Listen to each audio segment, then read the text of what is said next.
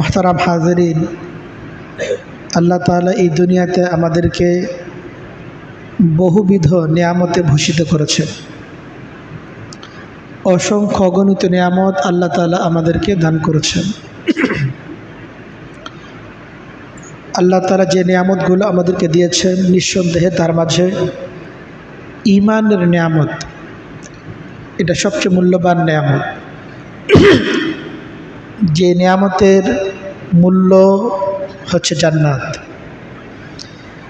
যে নিয়ামতের মূল্য হচ্ছে জাহান্নাম থেকে মুক্তি,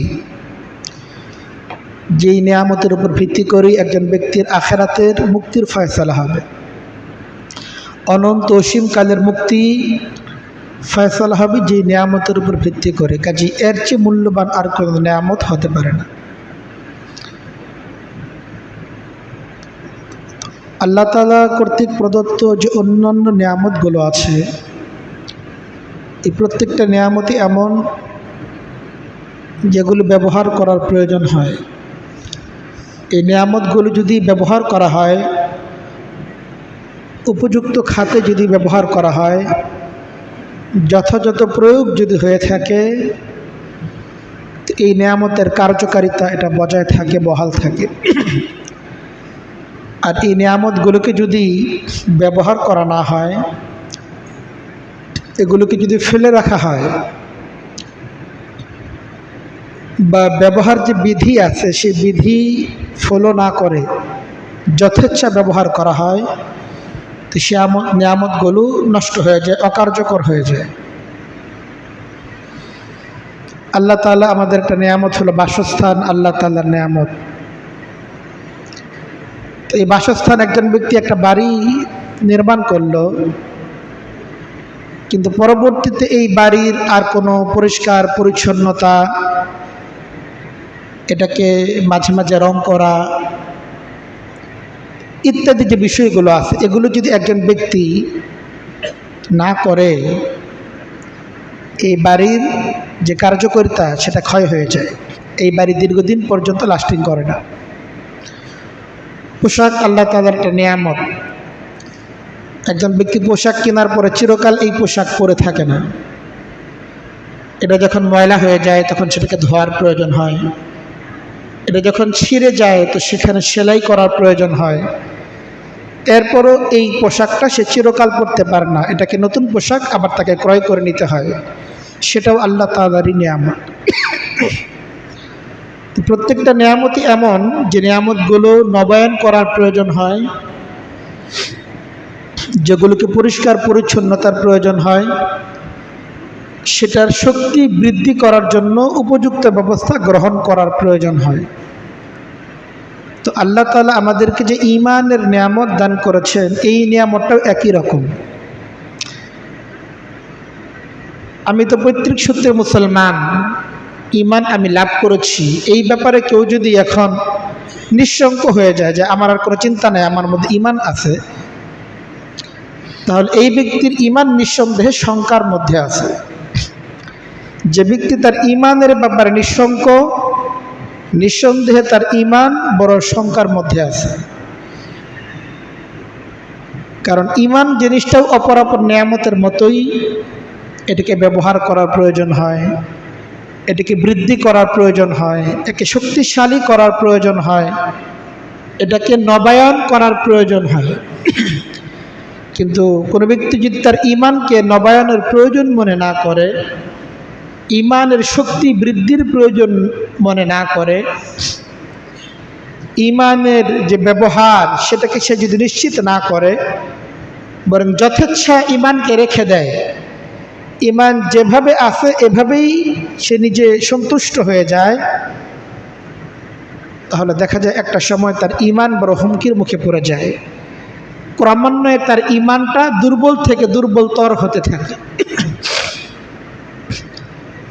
এজন্যই অন্যান্য নিয়ামত, এগুলোর ব্যাপারে তো আমাদের ফিকির আছে, আমাদের বাসাবাড়ির ব্যাপারে আমাদের ফিকির আছে, আমাদের পোশাক আশাকের ব্যাপারে আমাদের ফিকির আছে।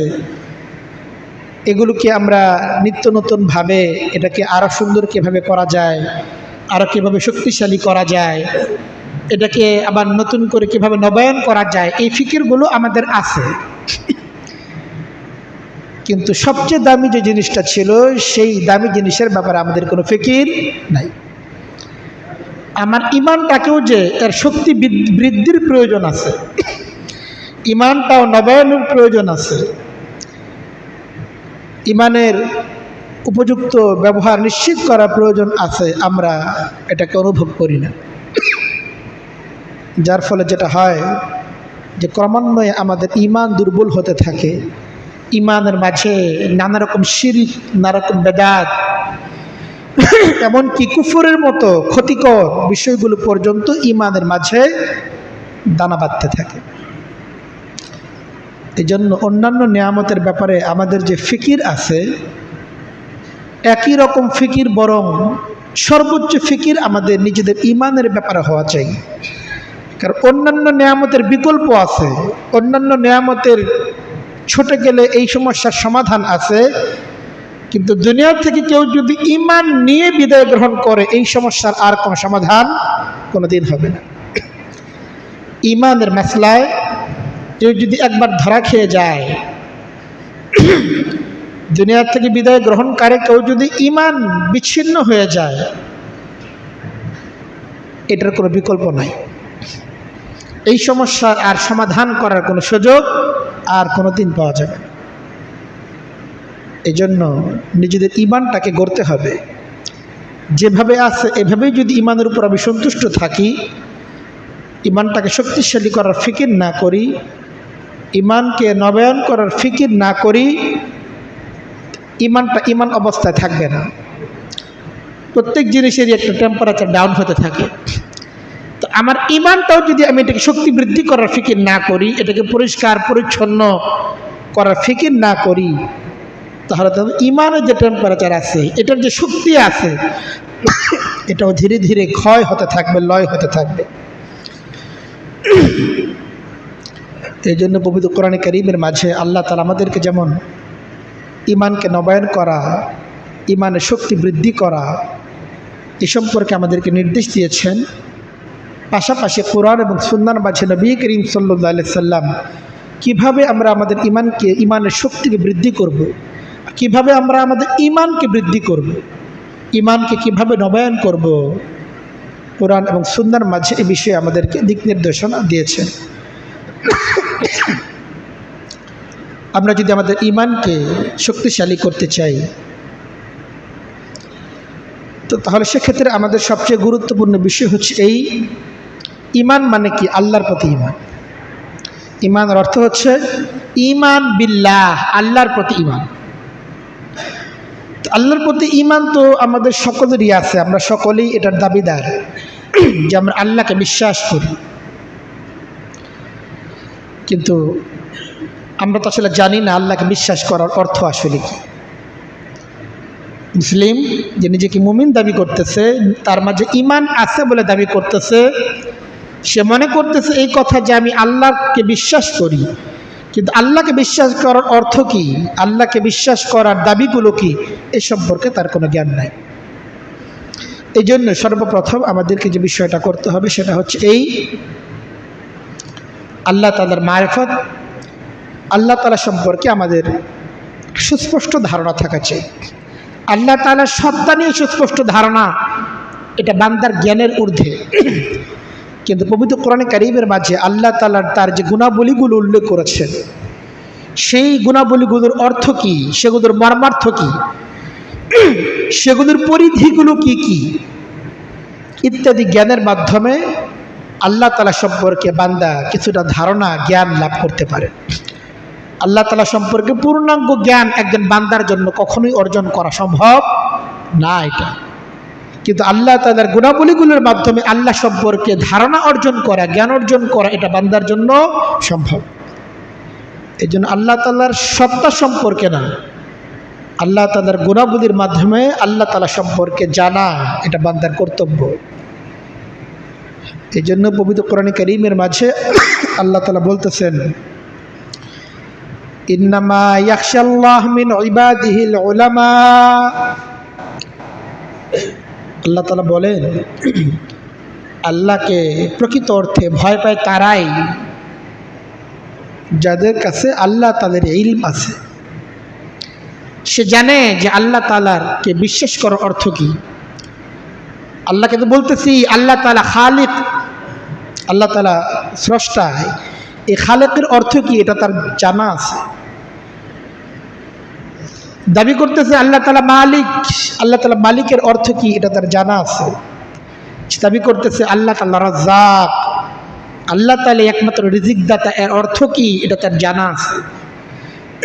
পবিত্র কোরআনে কারীমের মাঝে আল্লাহ তাআলা তার যে গুণবাচক নামগুলো উল্লেখ করেছেন, প্রায় ৯৯টা নাম বা ততোধিক নাম, গুণবাচক নাম আল্লাহ তাআলার আছে। এই সমস্ত গুণের দ্বারা আল্লাহ তাআলা তার কি পরিচয় প্রকাশ করতে চাচ্ছেন এটা জানা একজন মুমিনের জন্য কর্তব্য। তার জানতে হবে যে আল্লাহ কেন বললাম তিনি শক্তিশালী, তার শক্তির অর্থ কি। যে দাবি করতেছি আল্লাহ তাআলাই একমাত্র স্রষ্টার অর্থ কি, আল্লাহ তাআলাই হুকুমদাতা এর অর্থ কি, এটা একজন মুমিনকে জানতে হবে। এটা যদি না জানি তাহলে তো ইমানই নাই, আর ইমান বৃদ্ধি হবে কোত্থেকে। ইমান থাকলে পরে না হচ্ছে ইমান শক্তিশালী হওয়া, ইমান বৃদ্ধি হওয়ার মাসলা। কিন্তু তার জানাই নাই ইমান কি জিনিস, আল্লাহর প্রতি বিশ্বাসই জান নেই, তার ইমান কিভাবে বৃদ্ধি পাবে। এই জন্য আল্লাহ বলেন আল্লাহকে তো ভয় করে তারাই যাদের আল্লাহ তাআলার ব্যাপারে ইলম আছে। সে জানে আল্লাহ তাআলার কে, আল্লাহর পরিচয় তার জানা আছে। এই জন্য আল্লাহ তাআলার পরিচয় জানতে হবে হচ্ছে আল্লাহ তাআলার গুণবাচক নামের মাধ্যমে। পবিত্র কোরআনে কারীমের মাঝে আল্লাহ তাআলা যে বিশদ বিবরণ দিয়েছেন, হাদিসের মাঝে নবী করিম সাল্লাল্লাহু আলাইহি সাল্লাম এর যে ব্যাখ্যা আমাদেরকে জানিয়েছেন, এর মাধ্যমে আল্লাহ তাআলার পরিচয় লাভ করতে হবে। আল্লাহ তাআলার সম্পর্কে জানা আছে যার আর জানা নাই যার, এই দুই ব্যক্তি কখনো একরকম হতে পারে না। পবিত্র কোরআনে কারীমের মাঝে আল্লাহ বলেন কুল হাল ইয়াস্তাবিল্লাযীনা ইয়ালামুনা ওয়াল্লাযীনা লা ইয়ালামুন। আল্লাহ বলেন যারা জানে আল্লাহ তাআলা সম্পর্কে, আল্লাহ তাআলার মারিফত যার আছে, আল্লাহ তাআলা সম্পর্কে জ্ঞান যার আছে, আল্লাহ তাআলার ইলমের পরিধি কি, আল্লাহর জ্ঞানের পরিধি কি, আল্লাহ তাআলার শক্তির পরিধি কি, এই সম্পর্কে যার জানা আছে আর যার জানা নাই, এই দুই ব্যক্তি কখনোই সমতুল্য হতে পারে না। এটা মনে করার সুযোগ নাই যে আমি কি কম নাকি। আপনি অবশ্যই বেশি যদি আপনার কাছে ইলম থাকে, কারণ আল্লাহ তাআলা তাদের ব্যাপারে নিশ্চয়তা দিচ্ছেন যাদের মধ্যে ইলম আছে তারাই আল্লাহকে ভয় করে। যার ইলম যতটুকু তার ভয়ের মাত্রা ততটুকু। কারণ যদি একজন ব্যক্তি নাই জানে, তার বিশ্বাসই নেই, তো সে ভয় করবে কি আর পালনই করবে কোথায়। এজন্য আসলে আমরা যদি আমাদের ইমানটাকে মজবুত করতে চাই তাহলে কোরআন পড়তে হবে, আল্লাহ তাআলার গুণগুলি সম্পর্কে জানতে হবে, আল্লাহ তাআলা সম্পর্কে আমাদেরকে জানতে হবে, তার বরত্ব সম্পর্কে জানতে হবে, তার বিশাল রাজত্ব সম্পর্কে জানতে হবে, তার ক্ষমতার পরিধি সম্পর্কে জানতে হবে, কি কি বিষয়ে তার প্রতি আমাদেরকে বিশ্বাস রাখতে হবে সেই বিষয়গুলো আমাদের জানতে হবে এবং সেই দাবি আমাদেরকে পূরণ করতে হবে।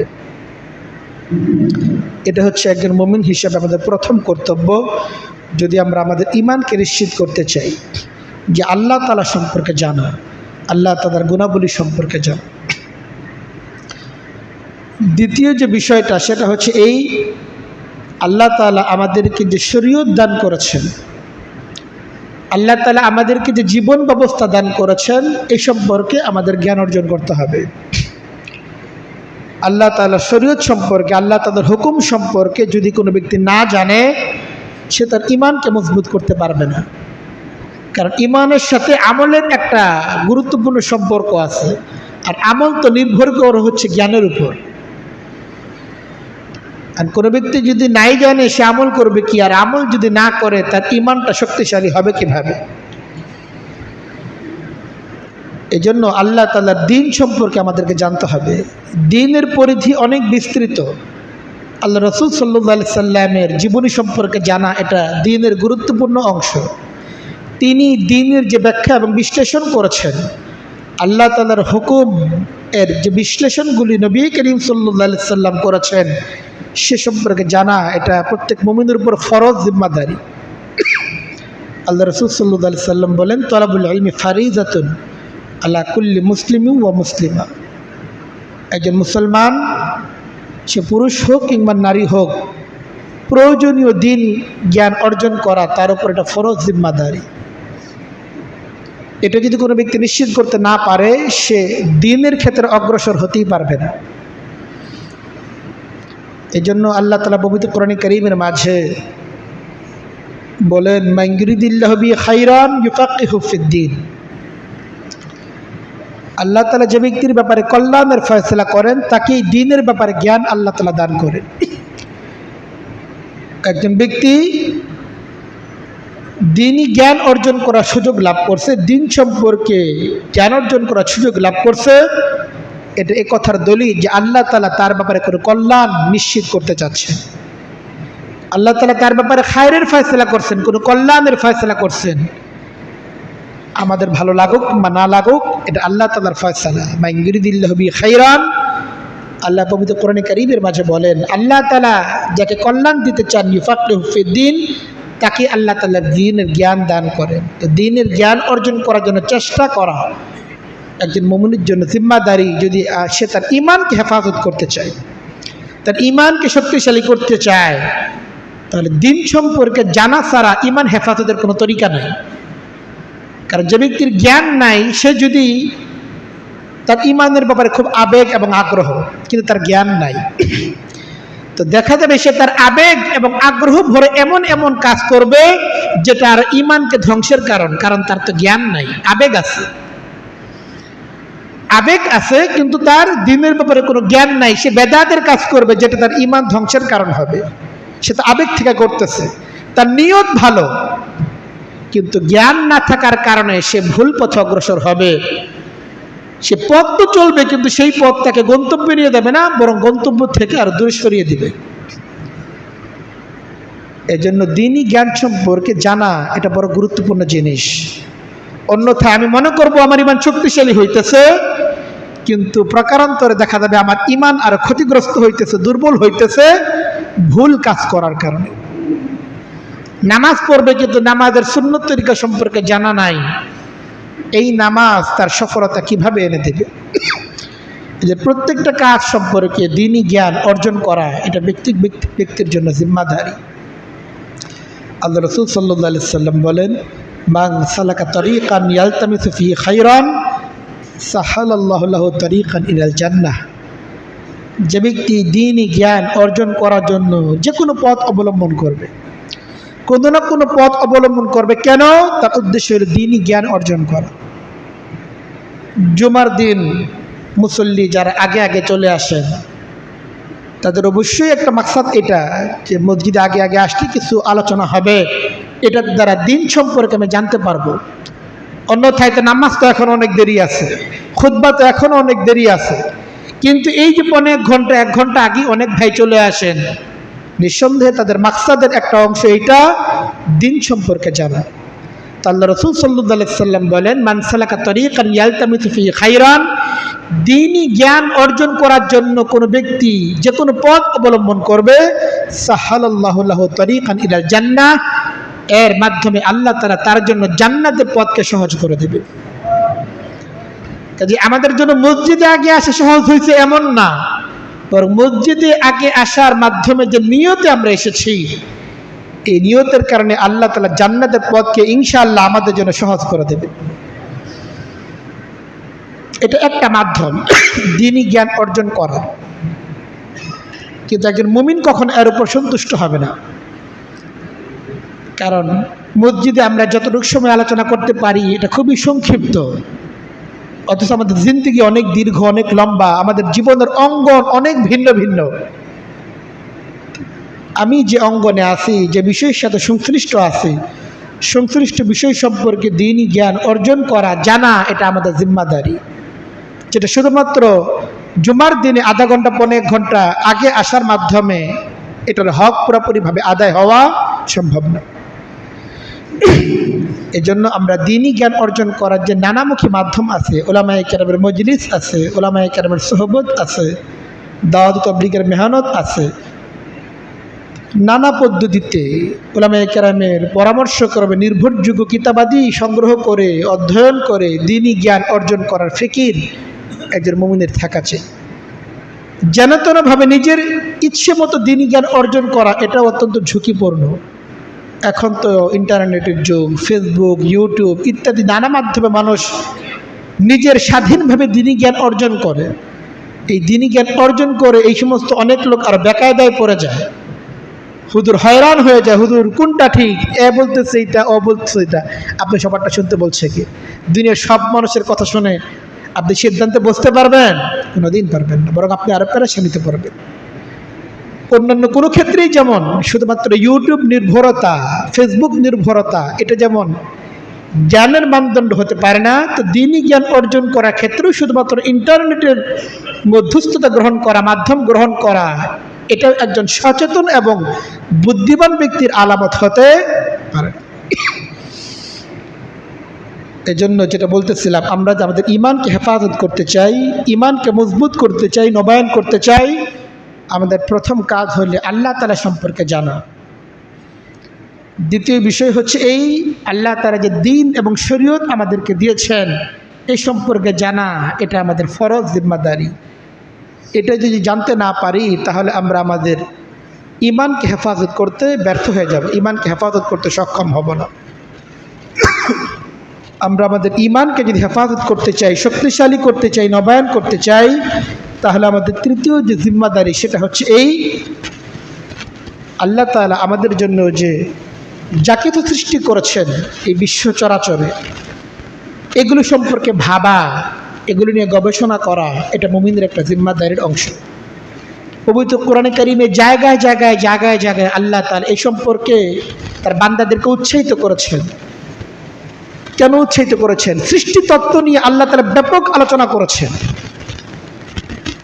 কিন্তু দুঃখজনক হচ্ছে এই মুসলমান এই সৃষ্টি তত্ত্ব সম্পর্কে ভাবে না, এগুলো নিয়ে তারা চিন্তাই করে না। যাদের ভাবা উচিত ছিল তারা ভাবতেছে না, আর যাদের ভাবার কথা ছিল না তারা কিন্তু ঠিকই ভাবতেছে। পবিত্র কোরআনে কারীমের মাঝে আল্লাহ বলেন, ইন্না ফি খালকিস সামাওয়াতি ওয়াল আরদি ওয়া ইখতিলাফিল লাইলি ওয়ান নাহারি লাআয়াতিল লিউলিল আলবাব। আল্লাহ বলেন, আসমান জমিনের সৃষ্টির মাঝে, দিন রাতের পরিবর্তনের মাঝে লাআয়াতিল লিউলিল আলবাব, মুমিনের জন্য অনেক শিক্ষা আছে, উপদেশ আছে। তার ঈমান বৃদ্ধির ঔষধগুলো আল্লাহ তাআলা এর মাঝে ছড়িয়ে ছিটিয়ে রেখেছেন। অনেক দূরে যাওয়ার প্রয়োজনে আল্লাহ তাআলা বলেন, ওয়াফি আনফুসিকুম, তোমরা শুধুমাত্র নিজেদেরকে নিয়ে ভাবো। আল্লাহ তাআলা তোমার মাঝে যে সৃষ্টির যে নিপুণতা আল্লাহ তাআলা একজন ব্যক্তির মাঝে রেখে দিয়েছেন, আল্লাহ বলেন সেটা নিয়ে ভাবো। ওয়াফি আনফুসিকুম আফালা তুবসিরুন, তোমরা কি এটা নিয়ে ভাববে না, চিন্তা করবে না? কিন্তু বিষয় হচ্ছে এই যে আমরা এটা নিয়ে ভাবিও না, চিন্তাও করি না, অথচ এগুলো আল্লাহ তাআলা যে মহাবিশ্ব সৃষ্টি করেছেন, এগুলোর ভাবনা, এগুলোর গবেষণা, এগুলোর চিন্তা, এগুলোর ফিকির একজন মুমিনকে ইমানের পথ অগ্রসর করত। এটি নিয়ে সে যত ভাবত তত বেশি আল্লাহর প্রতি তার ইমানটা মজবুত হইত। যে আল্লাহ এত নিপুণভাবে সব কিছু সৃষ্টি করেছেন, এত শক্তিশালীভাবে সব কিছু সৃষ্টি করেছেন, এত নিখুঁতভাবে সৃষ্টি করেছেন, সে আল্লাহ কত মহান, তার জ্ঞান কত বিস্তৃত, তার ক্ষমতা কত বিস্তৃত, একজন ব্যক্তির ইমান তাতে বৃদ্ধি হতো। কিন্তু এগুলো নিয়ে আমরা পড়িও না, ভাবিও না। কিন্তু যেগুলো ভাবা উচিত ছিল না, সৃষ্টি নিয়ে না ভেবে আমরা স্রষ্টার পেছনে পড়ে গেছি, স্রষ্টা নিয়ে ভাবতেছি। আমাদেরকে বলা হচ্ছে স্রষ্টার গুণাবলী নিয়ে ভাবো, স্রষ্টার সত্তা নিয়ে তোমরা ভেবো না। কিন্তু আমরা যেগুলো ভাবা উচিত ছিল না তা নিয়েই ভাবতেছি। অথচ আজকে ইহুদি খ্রিস্টান তাদের মধ্য থেকে এইসব নিয়ে গবেষণা করে করে মানুষ ইমানের দেখা পাচ্ছে, ইমানের খোঁজ পাচ্ছে। কিন্তু মুসলমানের ঘরে সন্তান হয়ে স্রষ্টার পিছনে গেছে, আল্লাহরা নিয়েছে চিন্তা, আল্লাহরা নিয়ে তার ফিকির, এগুলো ভাবতে ভাবতে সে নাস্তিক এবং মুরতাদ হয়ে যাচ্ছে। যে বিষয় তার জ্ঞানের ঊর্ধ্বে সেই বিষয় নিয়ে ভাবনার দ্বারা সে তো সমস্যার সমাধান খুঁজে পাবে না, বরং সে নিজে খেই হারিয়ে ফেলবে। এই জন্য প্রত্যেক ব্যক্তি তার নিজের সক্ষমতা, তার পরিধি সম্পর্কে, তার গণ্ডি সম্পর্কে তার ধারণা থাকা প্রয়োজন, এবং সেভাবেই তার ভাবনাকে কাজে লাগানোর প্রয়োজন। এই জন্য আল্লাহ তাআলা আমাদেরকে নির্দেশ দিয়েছেন এই কথা যে তোমরা আল্লাহ আমার যে বিশাল সৃষ্টি তোমাদের সামনে, এগুলি সম্পর্কে ভাবো, এগুলো নিয়ে গবেষণা করো। এগুলোর ভাবনা, এগুলোর গবেষণা তোমার ঈমান বৃদ্ধির সহায়ক হবে, তোমার ঈমানকে হেফাজত করবে। চতুর্থ বিষয় ঈমান হেফাজত, ঈমান নবায়নের জন্য, সেটা হচ্ছে কোরআনে কারীমের তেলাওয়াত করা। কোরআনে কারীমের তেলাওয়াত, কোরআনে কারীমের গবেষণা এমন এক জিনিস যেটা মুমিনের ঈমানকে বৃদ্ধি করে। কোরআনে কারীমের তেলাওয়াত শোনা এটাও ঈমান বৃদ্ধির একটা কারণ। পবিত্র কোরআনে কারীমের মাঝে আল্লাহ তাআলা সাহাবায়ে কেরামের আলোচনা করেছেন, ওয়া ইযা তুলিয়াত আলাইহিম আয়াতুহু যাদাতহুম ঈমানা। তাদের সামনে যখন কোরআনে কারীম তেলাওয়াত করা হতো, এই কোরআনে কারীমের নিছক তেলাওয়াত এটা তাদের ঈমানকে বৃদ্ধি করত। এজন্য কোরআনে কারীমের তেলাওয়াত করা, কোরআনে কারীমের তেলাওয়াত শোনা, এই আয়াতের মধ্যে আল্লাহ তাআলা কোরআনে কারীমের তেলাওয়াত শোনার কথা বলেছেন। তো কোরআনে কারীমের তেলাওয়াত শোনা যদি ঈমান বৃদ্ধির কারণ হয়, কোরআনে কারীমের তেলাওয়াত কত ঈমান বৃদ্ধির কারণ হবে। এই জন্য কোরআনে কারীমের তেলাওয়াত করাও চাই, কোরআনে কারীমের তেলাওয়াত এটা শোনাও চাই, এটার শ্রবণ এটা আমাদের ঈমান বৃদ্ধির কারণ হবে। এবং কোরআনে কারীমের মাঝে আল্লাহ তাআলা যে তথ্যগুলো দিয়েছেন, যে বিষয়গুলো আমাদের জন্য উল্লেখ করেছেন, এগুলো নিয়ে ভাবনা, এগুলো নিয়ে গবেষণা করা এটা মুমিনের জিম্মাদারি। অমুক মুশরিক, অমুক বদ্দিন সে কোরআনে কারীমের গবেষণা করে এই ফলাফল লাভ করছে, এটা মুমিন তো কিভাবে বলে? মুমিনের তো এইটা বলা দরকার ছিল, কোরআনে কারীম থেকে গবেষণা করে আমি এই তথ্য আবিষ্কার করছি। কিন্তু মুসলমান কোরআনে কারীম থেকে দূরে সরে গেছে, কোরআনে কারীমের গবেষণা থেকে দূরে সরে গেছে। কোরআনে কারীমের মাঝে আল্লাহ তাআলা বিজ্ঞান সম্পর্কে, নানা বিষয় সম্পর্কে যে তথ্যগুলো দিয়েছেন, এগুলো নিয়ে মুমিন ভাবে না, অন্যরা ভাবতেছে। অথচ এগুলো নিয়ে ভাবনা এটা মুমিনের ঈমান বৃদ্ধির কারণ হতো, ঈমান হেফাজতের কারণ হতো। আল্লাহ তাআলা বলেন, আফালা ইয়াতাদাব্বারুনাল কুরআন, ওরা এই কোরআন নিয়ে গবেষণা করে না, আম আলা কুলুবিন আকফালুহা, নাকি তাদের অন্তরের মধ্যে তালাবদ্ধ করে দেওয়া হয়েছে। অনেক সময় মানুষের অন্তর তালাবদ্ধ হয়ে যায়, গুনাহ করতে করতে, অপরাধ করতে করতে অন্তরের মরিচা পড়ে যায়, অন্তর তালাবদ্ধ হয়ে যায়, যার ফলে কোরআনে কারীম পড়লেও এটা বোঝার প্রয়োজনীয়তা সে অনুভব করে না। এই জন্য মুমিনদের মধ্যে একদল লোক অবশ্যই থাকা চাই যারা কোরআন গবেষক হবে, কোরআনকে নিয়ে তারা গবেষণা করবে, কোরআনের তথ্য উত্তাপগুলিকে গোটা দুনিয়ার সামনে তারা উপস্থাপন করবে।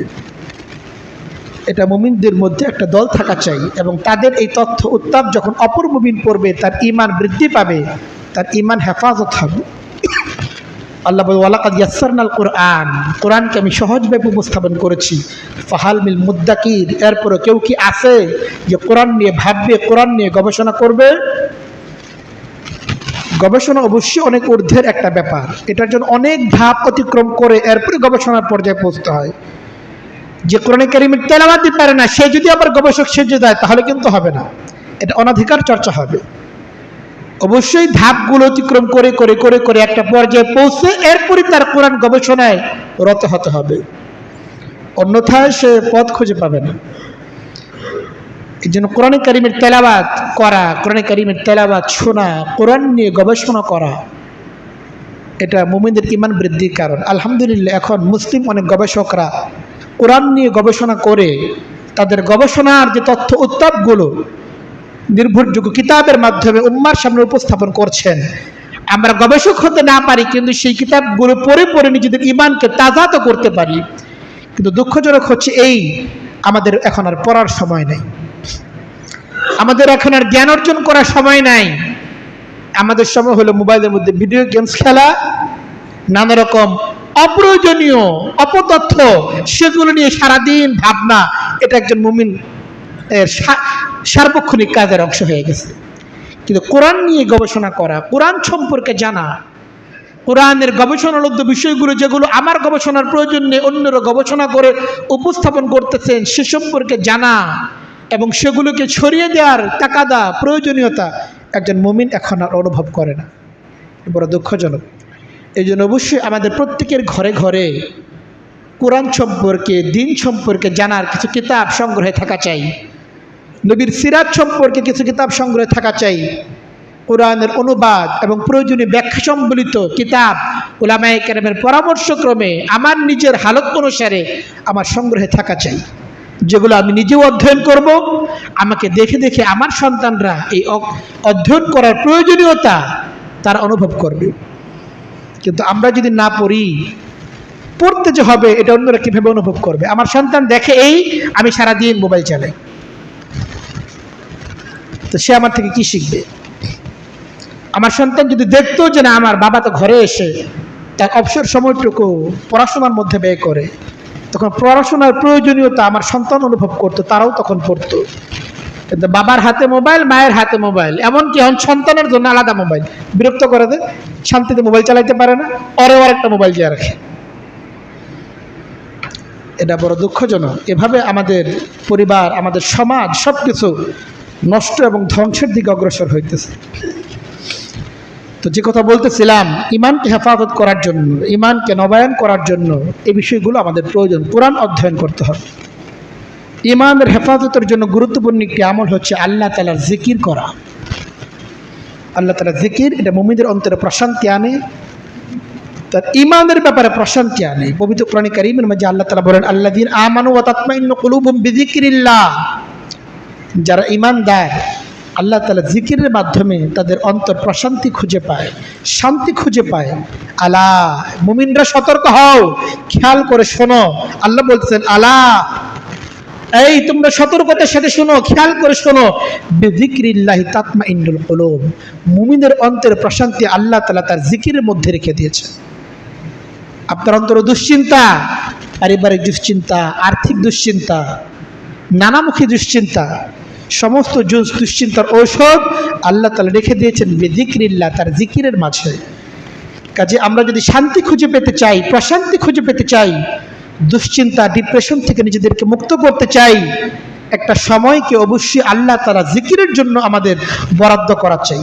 আর আল্লাহ তাআলা জিকিরের জন্য তো নির্ধারিত সময় বরাদ্দও লাগে না। উঠতে বসতে সর্বাবস্থায় আমাদের জবানগুলো আল্লাহ তাআলা জিকিরের দ্বারা তরুতাজা থাকতেই পারে। আল্লাহ রাসূল সাল্লাল্লাহু আলাইহি সাল্লাম বলেন, মাসালুল্লাযী ইয়াযকুরু রাব্বাহু ওয়াল্লাযী লা ইয়াযকুরু রাব্বাহু কামাসালিল হাইয়্যি ওয়াল মাইয়্যিত। যারা জিকির করে, যার জবান আল্লাহ তাআলা জিকিরের দ্বারা তাজা থাকে, আর যার জবানের মধ্যে আল্লাহ তাআলা জিকির নাই, এই দুই ব্যক্তির দৃষ্টান্ত হচ্ছে, একজন হলো জীবিত, আরেকজন হচ্ছে মৃত। যে ব্যক্তি জিকির করে তার অন্তর এটা জিন্দা আছে, আর যার জবানে জিকির নাই তার অন্তর এটা মুর্দা হয়ে যায়।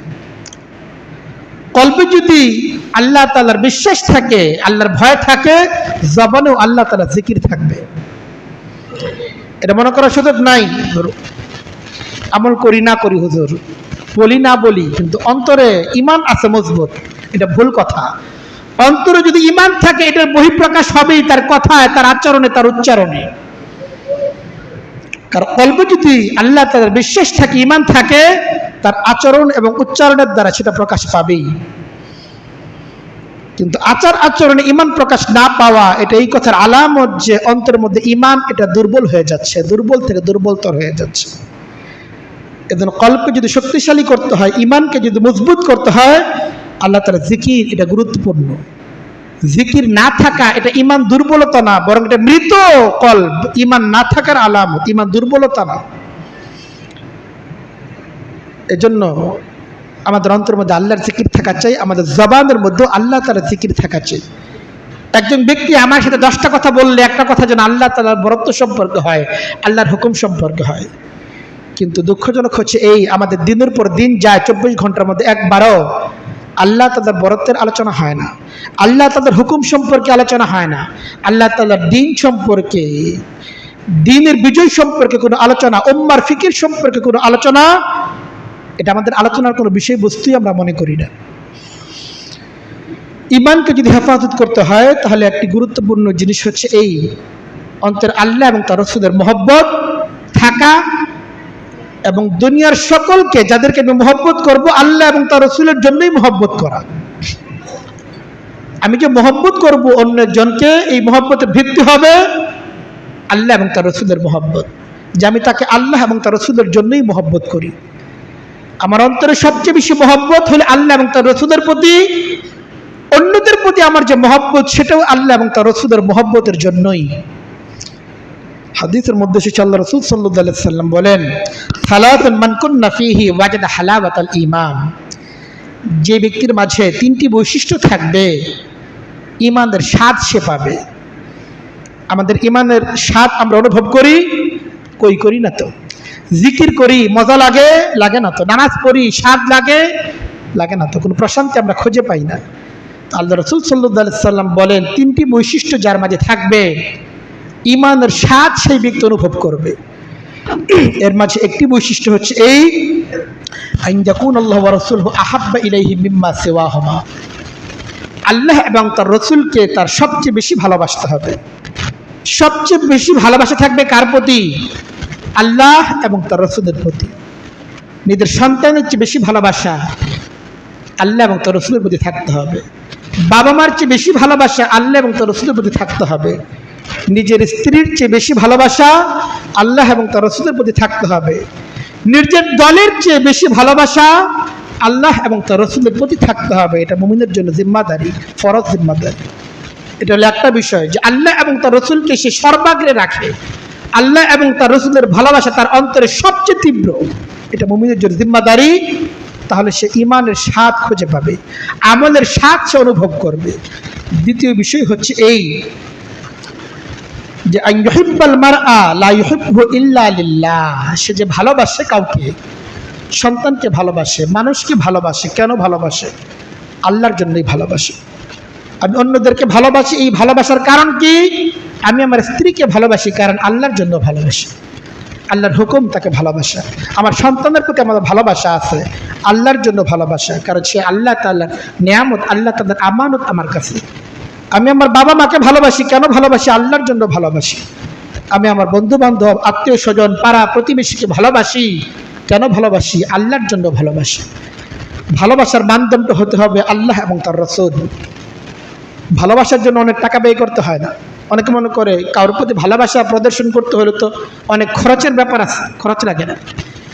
একজন বিপদগ্রস্ত ব্যক্তিকে একটা হাসি মুখে আমি একটা কথা বলতে পারি, এটাও ভালোবাসার বহিঃপ্রকাশ। একজন ব্যক্তিকে একটা সৎ পরামর্শ আমি দিতে পারি, এটাও ভালোবাসার একটা বহিঃপ্রকাশ। একজন ব্যক্তি অসুস্থ, তার শিওরে গিয়ে আমি একটু দাঁড়াতে পারি, তার একটু খোঁজ দিতে পারি, এটাও আল্লাহর জন্য ভালোবাসার বহিঃপ্রকাশ। এর জন্য খুব বেশি খরচ করার দরকার নাই যে তার অনেক কিছু আমার দিতে হবে, অনেক টাকা পয়সা দিয়ে সাহায্য করতে হবে, কোনো প্রয়োজন নাই। ভালোবাসার বহিঃপ্রকাশের জন্য এত কিছু লাগে না। ভালোবাসার বহিঃপ্রকাশ এটা টাকা পয়সা বা অর্থের উপর নির্ভর করে না। আমাদের এমন কিছু লোক থাকা চাই যাদের প্রতি ভালোবাসাটা আমার হবে আল্লাহ এবং তার রাসূলের জন্য, অন্য কোনো স্বার্থ আমার এখানে কাজ করে না। দুনিয়ার স্বার্থে তো আমরা কতজনকেই ভালোবাসি, বা অথবা আমাদের মানবিক যে কিছু অনুভূতি, এটার কারণে আমরা অনেকেই ভালোবাসি।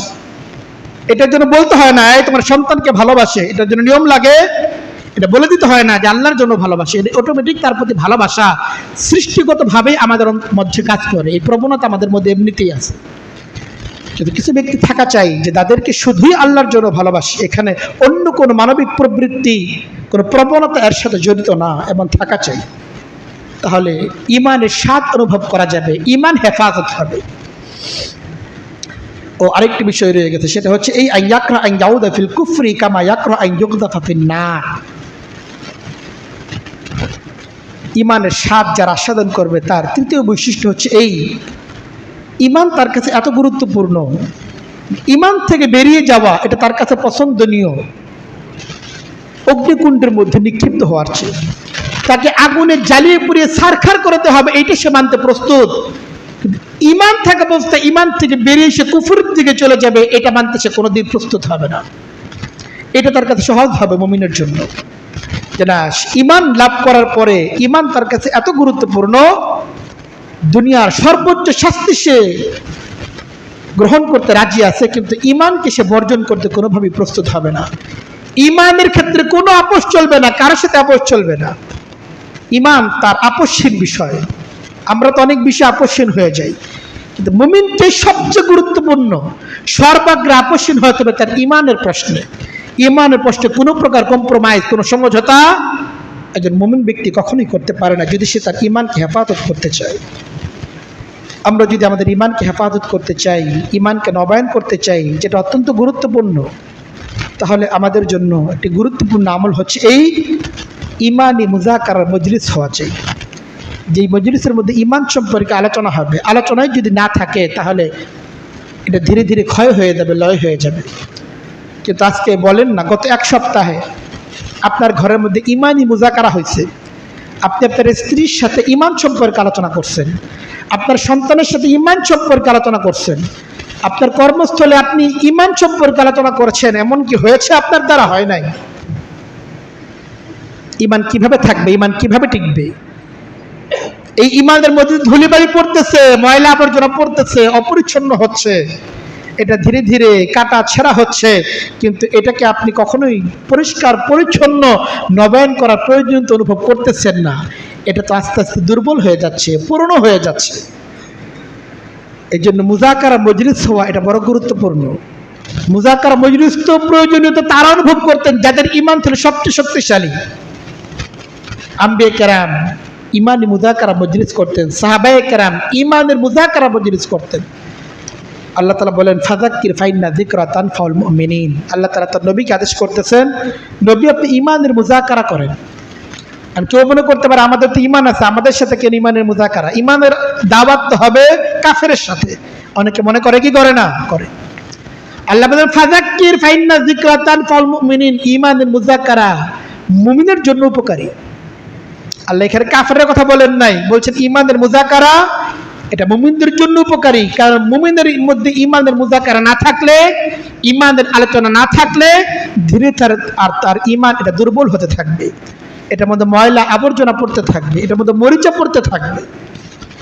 এই জন্য হযরত মুআয ইবনে জাবাল রাদিয়াল্লাহু আনহু থেকে বর্ণিত যে সাহাবায়ে কেরামের অভ্যাস ছিল এই, তারা যখন একটু অবসর সময় পেতেন একে অপরকে বলতেন, চলো ভাই ইজলিস বিনা নুমিন সাআতান, চলো ভাই কিছু সময়ের জন্য বসি, তোমার যদি সময় থাকে চলো একটু বেশি নুমিন সাআতান, কিছু সময় ইমানের মুজাকারা করি। আমাদের মুজাকারাতে এগুলো নাই। সামনে নির্বাচন আসতেছে, ডক্টর ইউনূস, মির্জা ফখরুল, তারেক রহমান কবে আসবে, যারা চলে গেছে তাদের কি পরিণতি? সার্বক্ষণিক আলোচনার বিষয়বস্তু এগুলো, ইমানি কোন মুজাকারা নাই। আপনি এক সপ্তাহের মধ্যে কতবার তাদের আলোচনা করছেন, আর কতবার আল্লাহর আলোচনা করছেন, আল্লাহর জিকির করছেন, চিন্তা করে দেখেন। ইমান কিভাবে থাকবে, ইমান কিভাবে টিকবে মুমিনের? সবচেয়ে দামি জিনিসটা অবহেলায় অনাদরে নষ্ট হয়ে যাচ্ছে, মুমিনের কোনো ফিকির নাই। আর যত অপ্রয়োজনীয় জিনিস আছে, অপতথ্য আছে, যত গুজব গজব আছে, সারাদিন এগুলোর ভান্ডার নিয়ে চলতেছে। বড় দুঃখজনক ব্যাপার এগুলো বিষয়। এই জন্য আসলে আমাদের ইমানের মুজাকারা দরকার, ইমানের মজলিসগুলোর গুরুত্ব সহকারে অংশগ্রহণ করা দরকার।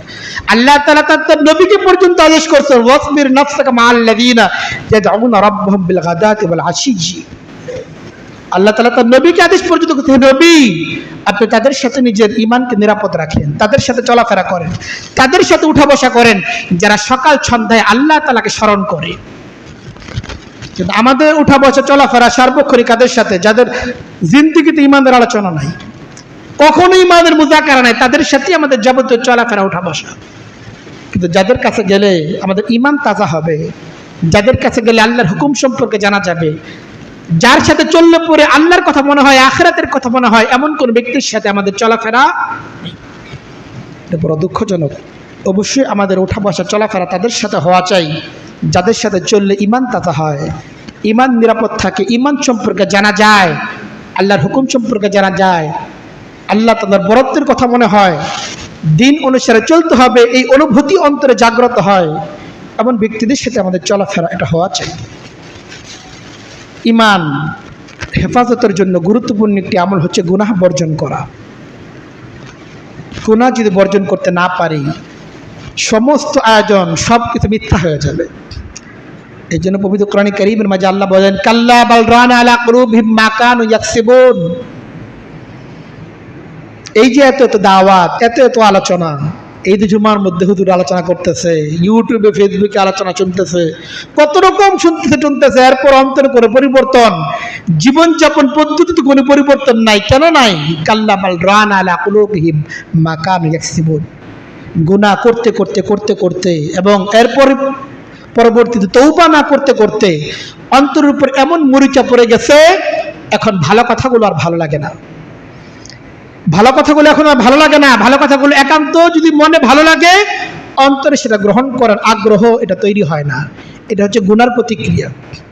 এজন্য যত বেশি গুনাহ হবে, ঈমান তত দুর্বল হবে, আর নেক আমলের পরিমাণ যত বাড়বে, ঈমান তত তাজা হইতে থাকবে। এই জন্য অবশ্যই নেক আমলের পরিমাণ আমাদের বাড়তে হবে, গুনাহ বর্জন করতে হবে। আর গুনাহ তো হয়েই যাবে, কিন্তু গুনাহ হওয়ার পরে যেন তওবার ক্ষেত্রে বিলম্ব না করা হয়। গুনাহ হওয়ার পরে যদি কেউ তওবা না করে, অন্তরের উপর দাগ পড়ে যায়, আবার গুনাহ করলে আবার দাগ পড়ে যায়। এভাবে দাগ পড়তে পড়তে পড়তে পড়তে একটা সময় এতটাই মরিচা পড়ে যায়, এতটাই জং পড়ে যায়, এটা তার কার্যকারিতা হারিয়ে ফেলে। এই জন্য সেই পরিণতিতে পৌঁছার আগেই নিজের কলবের উপরে যে মরিচাগুলো পড়ে গেছে বা পড়তেছে, এই জং আর মরিচাগুলো দূর করার জন্য মুমিনকে ফিকির বন্ধ হইতে হবে। সর্বশেষ যে বিষয়টা বলতে চাই, 9 নম্বর বিষয়, নিজেদের ঈমানকে নবায়ন করার জন্য, ঈমানকে হেফাজত করার জন্য আল্লাহ তাআলার কাছে চাইতে হবে। হাদিসের মধ্যে এসেছে, আল্লাহ রাসূল সাল্লাল্লাহু আলাইহি সাল্লাম বলেন, ইন্নাল ঈমানা লা ইয়াখলাকু ফি জাওফি আহাদিকুম কামা ইয়াখলাকু সাওবু। আল্লাহ রাসূল সাল্লাল্লাহু আলাইহি সাল্লাম বলেন, তোমাদের অন্তরস্থিত যে ঈমানটা আছে, এই ঈমানটা পূর্ণ হয়ে যায়, এটা জীর্ণ শীর্ণ হয়ে যায়। যেমন তোমাদের পোশাক, তোমাদের কাপড় চোপড়, এটা যেমন সময়ের ব্যবধানে জীর্ণ শীর্ণ হয়ে যায়, পুরনো হয়ে যায়, তোমাদের ঈমানটা আস্তে আস্তে পুরাতন হয়ে যায়। সেই কবে মুসলমান হয়েছেন মনে করেন? আমরা যারা জন্মসূত্রে মুসলমান, গোটা জিন্দেগি ঈমানের উপর, কিন্তু এই যে ঈমানকে শক্তিশালী করার জন্য ফিকির কি করছি, ঈমানকে হেফাজত করার জন্য ফিকির কি করছি, সেই 40 বছরের পুরাতন ঈমান আমার মধ্যে, ঈমানকে হেফাজত করার প্রয়োজন মনে করি নাই। ঈমানের ঘরটাকে তো পরিষ্কার পরিচ্ছন্ন করতে হবে, প্রয়োজন মনে করি নাই। ঈমানের কাপড়ের মধ্যে যে ছেঁড়া ফাটা হয়ে গেছে, সেগুলোকে সেলাই করার প্রয়োজন মনে করি নাই। আল্লাহ রাসূল সাল্লাল্লাহু আলাইহি সাল্লাম বলতেছেন, ইন্নাল ঈমানা লা ইয়াখলাকু ফি জাওফি আহাদিকুম কামা ইয়াখলাকু সাওব। তোমাদের কাপড় যেমন পুরাতন হয়ে যায়, জীর্ণ শীর্ণ হয়ে যায়, ছেঁড়া ফাটা হয়ে যায়, তোমাদের অন্তরে যে ঈমানটা আছে, এটার অবস্থা একই রকম। এটা সময়ের ব্যবধানে অপরিচ্ছন্ন হয়ে যায়, এটা পুরাতন হয়ে যায়, জীর্ণ শীর্ণ হয়ে যায়, এটার মধ্যে বিভিন্ন রকম ছেঁড়া ফাটা এটা হয়ে যায়। কাজেই ফাসআলুল্লাহ আন ইউজাদ্দিদাল ঈমানা ফি কুলুবিকুম, আল্লাহর কাছে দোয়া করো, আল্লাহ যেন তোমাদের ঈমানটাকে নবায়ন করে দেন। এই জন্য ঈমানটাও নবায়নের প্রয়োজন আছে, ঈমানটাকে নবায়নের প্রয়োজন আছে, যে না, আমার ঈমানটাকে নতুন করে ঈমান আনতে হবে। আবার পড়ি আমানতু বিল্লাহি ওয়া মালাইকাতিহি ওয়া কুতুবিহি ওয়া রাসূলিহি, আবার বলি লা ইলাহা ইল্লাল্লাহ, আল্লাহ আপনি ছাড়া আর কাউকে ইলাহ মানি না। এভাবে বলে বলে এবং এগুলোর যে আবেদনগুলো আছে, সেগুলো জেনে জেনে নিজেদের ঈমানটাকে নবায়ন করা চাই। আল্লাহ তাআলা আমাদের সকলকে, আমাদের যে ঈমান আছে জীর্ণ শীর্ণ হয়ে যাচ্ছে, দুর্বলতর হয়ে যাচ্ছে, সেগুলোকে হেফাজত করার যে প্রয়োজনীয়তা অনুভূতি আল্লাহ তাআলা দান করেন, এবং হেফাজত এবং নবায়ন করার জন্য যে দাবিগুলো আছে, সেগুলো পূরণ করার তৌফিক দান করেন। ওয়া আখিরু দাওয়ানা আলহামদুলিল্লাহি রাব্বিল আলামিন।